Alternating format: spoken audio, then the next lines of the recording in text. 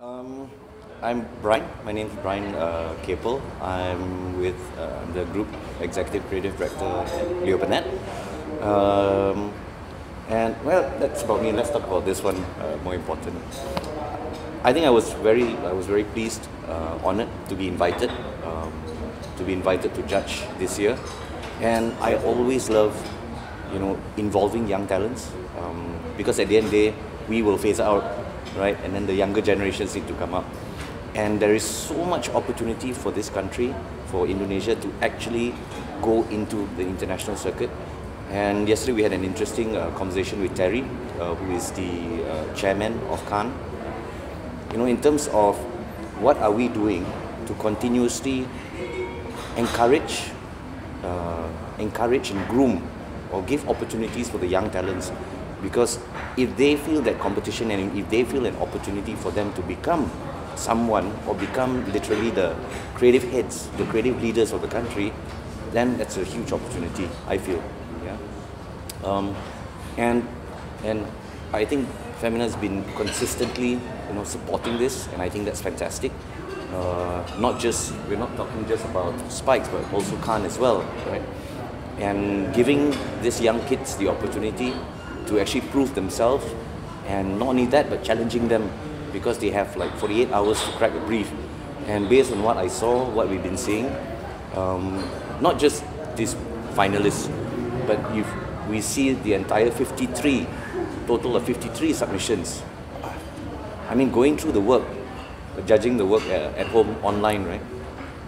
Going through the work, I was going like, these kids can actually crack, and some of them do fantastic executions and briefs, everything within 48 hours, and I was actually very proud to go through each and every piece of work. But as usual, every idea has an advantage. The better ones always prevails.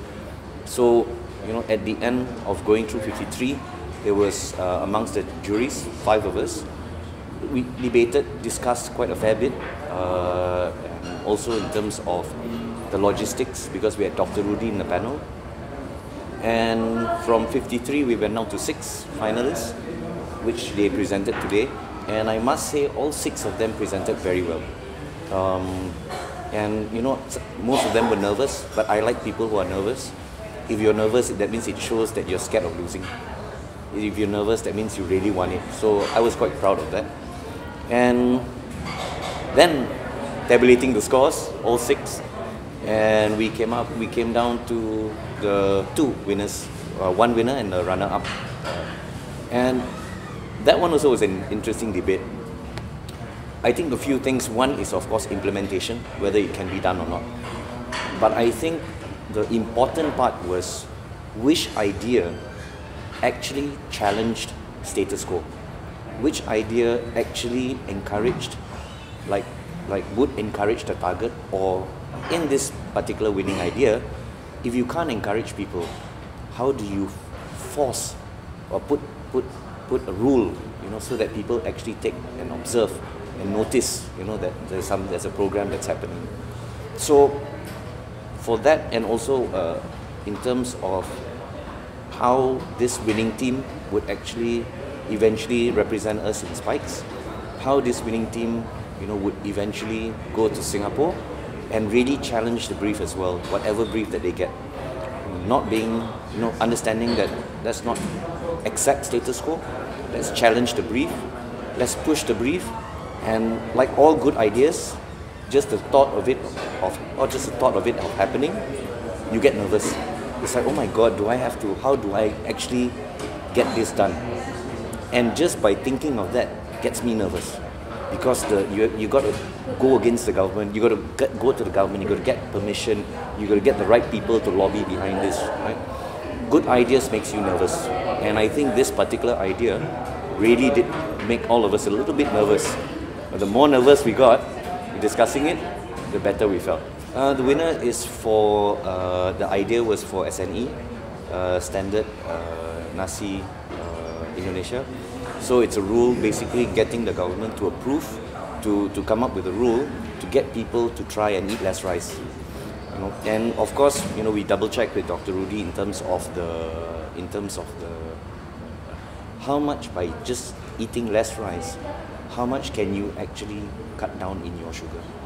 So he said, and I said, Dr. Rudy, will you be confident to actually stand in front of the government and actually say, you know, by enforcing a law like that and eating less rice, will there be a change in terms of the diabetic numbers?